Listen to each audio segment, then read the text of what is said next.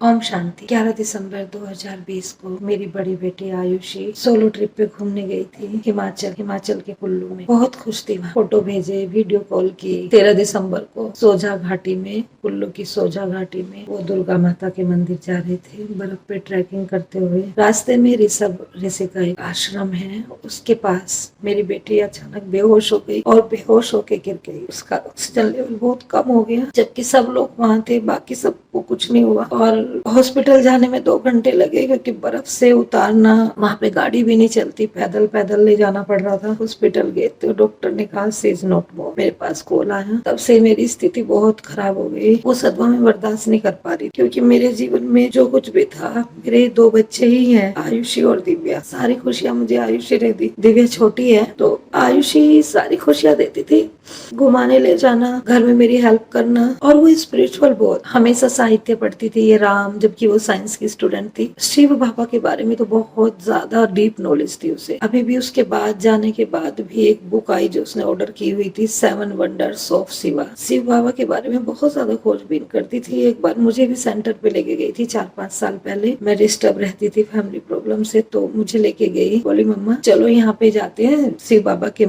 यहाँ आश्रम है, इसमें जाएंगे। हम वहाँ गए। 7 डे का दोनों ने कोर्स किया, मैंने और आयुषी ने, सरोज दीदी ने कराया। उसके बाद भी मैं जाती थी शाम को 1 घंटा। बहुत अच्छा लगता था बाबा के कमरे में बैठ के, जब थोड़ा प्रार्थना करती थी, सारी परेशानी मेरी दूर हो जाती। लेकिन आयुषी जाने के बाद सब भूल गई। मुझे डीप डिप्रेशन में चली गई, नींद नहीं आती थी पूरी पूरी रात। नींद की गोली खाने के बाद भी मुझे 1-2 घंटा ही नींद आती थी बस। ऐसे होते होते 1 साल हो गया। लेकिन इस बीच में छोटी बेटी भी बीमार हो गई, उसने स्कूल जाना बंद कर दिया। वैसे ही कम जा रहे थे, लेकिन उसकी बोर्ड की क्लासेस थी, तो उसे जाने के लिए एक्स्ट्रा क्लास लगी हुई थी। 12th में है मेरी बेटी छोटी, लेकिन वो नहीं गई। वो मेरी वजह से मेरे पास ही बैठी रहती थी हमेशा। जब भी मेरी आंख खुलती, मेरे बेड पे ही बैठी रहती। मम्मा को क्या हुआ, मुझे नहीं पढ़ना, मुझे मम्मा को ठीक करना है। उसे लगता था मेरे लिए अब मम्मा ही बची है, क्योंकि हम तीनों ही थे हमारी जिंदगी। आयुषी ने हमें जीना सिखाया था, मेरी हेल्प करती थी घर पे भी, हमेशा राम की कथा, श्री कृष्ण के बारे में। बहुत स्पिरिचुअल बच्ची। उसने इनर इंजीनियरिंग कोर्स भी किया था, आत्मा की शुद्धि। आश्रम में जाना चाहती थी सेवा के लिए, 7 महीने के लिए सदगुरु के आश्रम में उसने बात की हुई थी। जाना था जून जुलाई में, लेकिन मुझे ठीक होना पड़ा अपनी छोटी बेटी के लिए। मेरी जीने की इच्छा खत्म हो गई थी, दिव्या को ठीक करना था। दिव्या की हालत मेरे से भी खराब होने लगी। उसके बाद मैंने सर्च किया कि डेथ क्या है, मृत्यु क्या है। मैं हमेशा यही सर्च करती थी कि डेथ क्या है। डेथ के बारे में मैंने जो भी साहित्य पढ़ने शुरू किए, गुरु गरुड़ पुराण वगैरह, मुझे इतना कुछ संतुष्टि नहीं हुई। उसके बाद मैंने ऑनलाइन सर्च किया, वहाँ पे PMC हिंदी लिखा हुआ था। उन्होंने आनापाना सती ध्यान विधि बताई, मैंने वो सुनी ध्यान से। फिर मैंने शिव बाबा का ओम शांति जो चैनल है, वो भाई जगदीश है, उनका मैंने उन्हें व्हाट्सएप पे लिया। उन्होंने बहुत सारी बाबा की वीडियो भेजी और उन्होंने ये ज्ञान दिया। उन्होंने मुझे बताया आयुषी के बारे में कि उसका कार्मिक अकाउंट कंप्लीट हो चुका है, बच्ची आपको सुख देने आई थी, लेकिन अब वो परम धाम में है। ऐसे मुझे थोड़ा संतुष्टि हुई। एक यहाँ पे एक बहुत बड़े जोशी, जिन्होंने मुझे 1 साल पहले ही बता दिया था कि कुछ होने वाला है 1 साल बाद आपके यहाँ। मैं इन चीजों पे बिलीव नहीं करती हूँ, अभी भी नहीं करती, क्योंकि ये तो हमारा कर्म है। उनसे पूछा तो उन्होंने भी बोला कि वो मोक्ष को प्राप्त हो गई है। इसके बाद मैंने मेडिटेशन स्टार्ट किया। मैं ठीक होना चाहती थी दिव्या के लिए। मेडिटेशन स्टार्ट किए मुझे 15 दिन ही हुए थे कि मुझे अपने सिर पे भारीपन महसूस होने लगा, जैसे बहुत बड़ा भारी कोई वजन मेरे सिर पे रख दिया हो। मुझे नहीं पता था कि ये क्या है। और मुझे मेडिटेशन के दौरान एक घूमता हुआ गोला, व्हाइट कलर का, एक ब्लैक कलर का, मेरे सिर पे से घूमता हुआ, पता नहीं, मुझे दिख रहा था, सामने पिक्चर दिखती है वो। अभी भी मैं आंखें बंद करती हूँ तो मेरी दोनों भुओं के बीच एक सितारा चमकता हुआ मुझे दिखता है हमेशा। मुझे वो दिखने लगा। धीरे धीरे मेरे माथे पे मुझे बाकी चीजें भी दिखने लगी, मेरी पास्ट लाइफ दिखने लगी। मैंने बहुत सारी पास्ट लाइफ देखी। खुद को मैंने एक स्कॉलर, एक नेता के रूप में देखा, मुस्लिम स्कॉलर के रूप में। मैंने जितनी भी पास्ट लाइफ देखी, सभी में मैं आदमी हूँ, मतलब मैं पुरुष ही रूप में हूँ। स्त्री रूप में सिर्फ एक बार हूँ। एक महिला है जो बहुत खूबसूरत, बहुत ज्यादा खूबसूरत है, और वो कोई मुस्लिम महिला है, कहीं ईरान वगैरह की हो सकती है, इतनी लंबी, इतनी खूबसूरत, मुस्कुरा रही है। बस मैं झलक मात्र ही देख पाई हूँ अभी तक। 1-2 में मेरी सिमिलैरिटी ये हुई है कि मैं बचपन में पोयम लिखती थी, शादी के 1 साल बाद तक भी मैंने वो कंटिन्यू रखा। मैं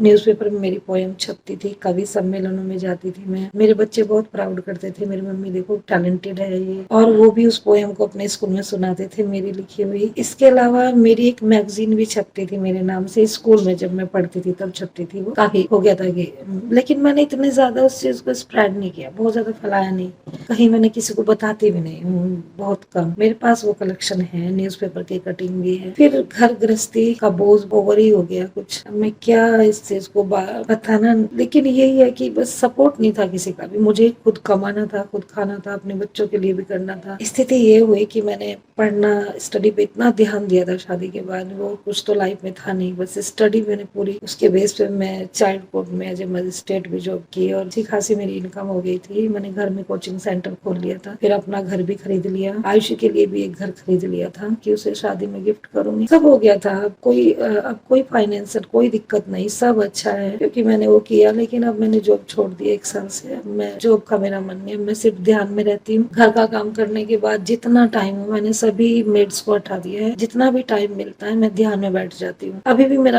आंखें हो रही है कि मैं ध्यान में बैठ जाऊँ, मतलब मुझे खुद ही अपने आप ध्यान खींचता है, ऐसा लगता है अपनी तरफ, और ध्यान में मुझे अनुभव होते हैं। अभी मुझे कल परसों जब मैंने एक और वीडियो बनाई थी तब मुझे ध्यान हुआ था कि एक लड़का है 21-22 साल का, और थोड़ी देर बाद मैं जब उस घर में गई, वो ग्रीन कलर का पेंट था उस घर में, तो उसकी तस्वीर टंगी हुई है, उस पर माला लग रही है। मुझे नहीं पता कि बाकी कहानी क्या है, मैं ये सब जान के ही रहूंगी। बहुत मुझे ध्यान करना है, स्वाध्याय करना है। मैं चाहती हूँ कि कुछ मैं दूसरों के लिए भी कर सकूँ, दूसरों को भी मार्गदर्शन दे सकूँ, क्योंकि बच्चों को खोने का दर्द ऐसा नहीं है, इसे बर्दाश्त नहीं किया जा सकता। अभी ज्ञान प्राप्ति के बाद भी जब मुझे याद आता है या मैं आयुषी का फोटो देखती हूँ, मैं खुद को कंट्रोल नहीं कर, टूट चुकी हूँ इस दर्द से। लेकिन अब मुझे ये ज्ञान हो गया कि मतलब हमारा यही जन्म नहीं है, आयुषी जहाँ भी है बहुत खुश होगी, हमारा यही जन्म नहीं है। मैंने इतनी सारी पास्ट लाइफ देखी है, मतलब मैं पहले से जन्म लेती हुई आ रही हूँ और अच्छे जन्म है। मैं पोएम इस जन्म में लिखती थी, मैंने पास्ट लाइफ में भी देखा खुद को एक साहित्यकार के रूप में। 60-65 साल के एक अच्छे खासे बुजुर्ग है जो कुर्ता और जैकेट पहने हुए हैं, उनका फोटो लग रहा है, उसके साथ उनकी पूरा लेख है, एक जगह उनकी नज्म लिखी हुई है, उनकी शायरी पूरी, और न्यूज़पेपर में छप रही, जैसे मैं यहाँ छपवाती थी वैसे ही। लेकिन मेरी वो रुक गई घर गृहस्थी के बोझ में, वो उनकी शायद ज्यादा पॉपुलर होगी। इसके अलावा मैंने एक घर भी देखा था, अपनी फ्रेंड के यहाँ जाती थी तो उस घर पे मेरा अचानक ही ध्यान जा, गली में जैसे मैं एंटर की मेरे को उत्सुकता रहती थी कि वो घर भी आएगा, उस घर में जाने का मन करता था, लेकिन मैं तो जानती नहीं कौन, पूरे जन्म से कोई कनेक्शन होगा शायद। अब वो घर टूट के भी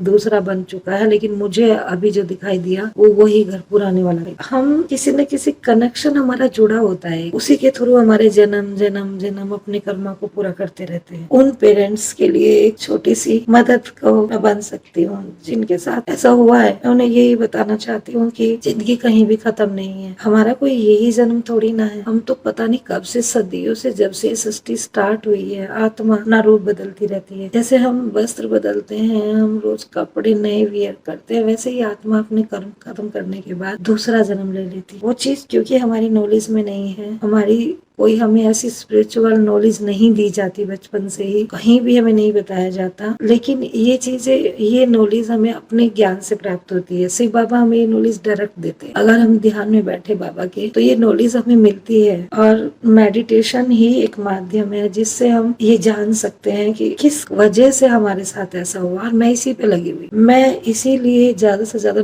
अब तो खुद पे खुद मेरी मेडिटेशन होने लगी, मेरा ध्यान मुझे अपनी तरफ खींचता है, मुझे मेरे माथे पे खिंचावट होने लगती है और ऐसा लगता है कि मतलब मैं आंखें बंद अपने आप हो जाती है मेरी, और मैं ध्यान में बैठती हूँ तो मुझे कलर्स दिखते हैं। सबसे ज्यादा मुझे बैंगनी कलर दिखता है। मेरे 7 चक्रा चलते हैं, 7 के अलावा और भी चलते हैं। यहाँ पे मेरे सिर पे एक चक्र ऐसे ऐसे घूमता है, और एक दिन तो ये ऐसे घूमने के बाद ऐसे यहाँ तक पूरा ऐसे, अभी मैं उंगली कर रही हूँ ना तो अभी घूमने लगा है। इसके अलावा यहाँ पे चक्रा घूमता है, यहाँ चक्रा बहुत घूम, यहाँ भी 2 मतलब 2 पंखड़ी यहाँ घूमती है, एक यहाँ से मुझे साफ दिखाई देता है सब कुछ। इसके अलावा मेरे 7 चक्रा जो बॉडी में है वो 7 के साथ मूलाधार चक्र जब मैं बैठती हूँ तो फूल जाता है। एक बार मेरे साथ, एक क्या कई बार हो चुका है थोड़ा थोड़ा, तो मैं रोक लेती हूँ उसे नाभि पे हाथ रख के, क्योंकि मुझे डर लगता है, पता नहीं क्या होगा। मुझे दिव्या के लिए जीना है, दिव्या मेरे बिना नहीं रह पाएगी, मुझे ये एहसास हो चुका है। एक दिन मैं सो रही थी और मैं ज्यादातर शवासन में सोती हूँ, सीधी, बिल्कुल सीधी, और दोनों हाथ खुला छोड़ के, मैं बिल्कुल ढीला करके सोती हूँ अपने आप को। तो मैं ध्यान में थी, मैं सोते टाइम ध्यान में ही होती हूँ, उठते टाइम भी मैं ध्यान में ही हूँ। मैं अपना ध्यान लगा लेती हूँ उठते और सोते इंपॉर्टेंट है। तो मैं ध्यान लगा के बैठी थी अपनी सांसों पे, शिव बाबा की स्मृति में। मैंने महसूस किया कि मैं इतने ऊपर उठती जा रही हूँ, ऐसे अपने बेड से ऐसे उठती जा रही हूँ। मैं फोल्डिंग पे थी, फोल्डिंग से ऐसे ऊपर उठ गई और मेरे हाथ में से जैसे कोई नहीं होती कीड़ी सी चलती है, ऐसे कोई जाल सा निकल के बाहर को जैसे जा रहा हो, कोई चीज में कोई चीज फंसी हुई है और वो ऐसे जाल सी करके निकल रही धीरे धीरे, ऐसे निकलते निकलते निकलते ऊपर। मैंने ध्यान किया, मतलब ऐसे तो मैं खुद को देख रही हूँ ऊपर भी और नीचे भी, और मैं एकदम डर गई। मेरे कंधे पे ऐसे हाथ आया, जैसे किसी ने मेरे कंधे पे यूं हाथ रखा हो, और मैं तुरंत नीचे आ गई अपनी बॉडी में और मैं उठ के बैठ गई। मैंने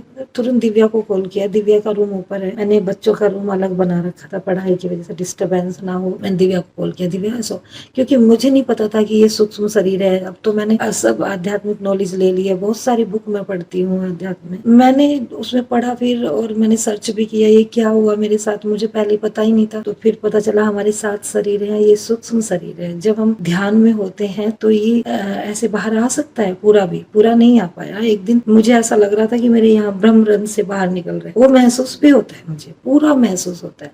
कई बार ऐसे कीड़ी से चलती तो फूल गई मैं गुब्बारे की तरह, जब ध्यान में होती हूँ। 1 घंटे से ज्यादा अगर हो जाए तो ऐसे होने लगा। अब तो मैं सीधी बैठ भी नहीं पाती, क्योंकि मूलाधार चक्र में इतनी वाइब्रेशन होती है, तो मैं लेट के ही अपना ध्यान करती हूँ शवासन में। बस मैं यही बताना चाहती हूँ कि अचानक कुछ भी हो सकता है, हमारा भी कर्म खत्म हो सकता है, किसी भी पल हो सकता है। तो उससे विचलित नहीं होना, अपने आप को जानना, जानने से पहले नहीं जानना, खुद को जानना कि आप क्यों आए हो, आपका आत्मा का उद्देश्य क्या है। मैं यही जानने में लगी हूँ। अभी मैं भी बहुत ज्यादा नहीं जानी, लेकिन बहुत कुछ मुझे पता भी चल गया है। रास्ता मिल गया, मंजिल भी मिल जाएगी। मुझे अपनी आयुष्य का पता लगाना है। अभी मुझे कुछ दिनों से ऐसा भी लग रहा है, बच्चों के सपने दिख रहे थे, छोटे नवजात के, तो अभी मुझे बहुत कुछ पता लगाना है। इसलिए जो भी होता है उसका कोई कारण है, और ध्यान करो, मेडिटेशन करो, आपको सारे सोल्यूशन मिलेंगे। आपको अपने बिछड़े हुए भी मिल जाएंगे, अपने बच्चों से भी आप बात कर सकते हो, मिल सकते हो। मुझे एहसास हुआ 2 बार, जैसे एक बार आयुषी आके, शुरू की बात है जब मैं ध्यान में भी नहीं गई थी, मुझे खुद ही एहसास हुआ था कि मेरे गले लग गई है, और मैं एकदम ऐसे हो गई स्तंभ, मैं कुछ नहीं बोल पाई। मेरे पास इतनी औरतें थी, पूरी गली की औरतें बैठी हुई थी, और मेरे गले लगते मैंने महसूस किया। मैं किसी को बता भी नहीं सकी, वो ऐसा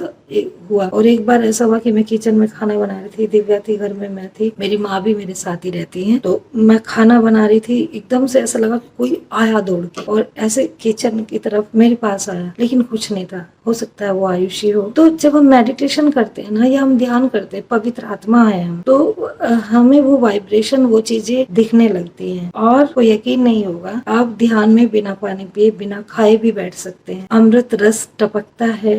मैं शुरू में सोचती थी कि जब मैं बैठती हूँ तो इतना सारा पानी मेरे मुंह में क्यों आ जाता है। फिर मैंने इस चीज का भी ज्ञान प्राप्त किया, तो वो अमृत होता है। हम अपनी जीभ को पीछे ले जाएं तो उसमें भी वो बैठता है। मतलब बहुत कुछ है, ये बहुत बड़ा रहस्य है, जिसके बारे में मैं सारा कुछ नहीं बता सकती, जो मुझे धीरे धीरे प्राप्त हो रहा है। और मुझे अभी ऐसा मन करता है मैं नाचूं, इतने दुख में भी मेरा मन करता है। कई बार मैं ध्यान में होती हूँ ना, अब ये खुशी होने लगी है मुझे। ऐसा लगता है मेरी बेटी ने कहीं जन्म लिया होगा, या वो बहुत खुश होगी। जब मैं दिव्या को बताती हूँ, दिव्या भी खुश हो जाती है कि मम्मी ठीक हो गई है।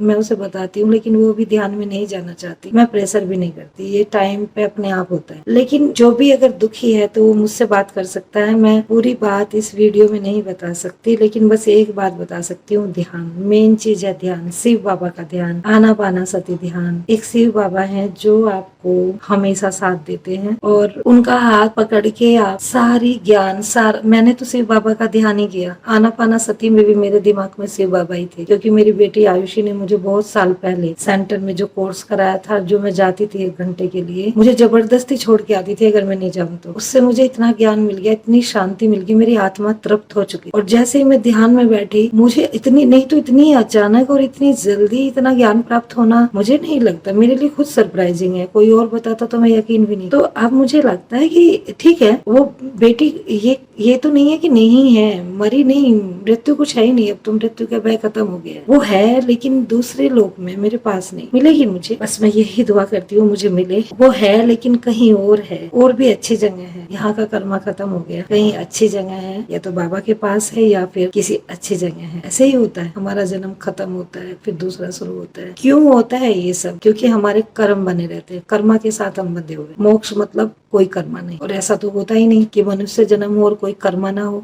लेकिन ये हो सकता है कि हम अपने कर्मा को रिलीज करें। अभी मैंने सबसे द्वेष, ईर्ष्या, ये जो थोड़ी थोड़ी सी आ जाती थी ना मन में, मैंने सब खत्म कर दी। अभी भी हो जाता है कभी कभी, लेकिन मैं पूरी कोशिश करती हूँ कि जिससे कि साथ कभी मैंने कोई दिल दुखाया हो, उससे मैं मेडिटेशन से पहले ही माफी मांगती हूँ और रात को सोने से पहले भी माफी मांगती हूँ, और सबके लिए शुभ भावना, शुभकामना की दुआ। ओम शांति, ओम शांति।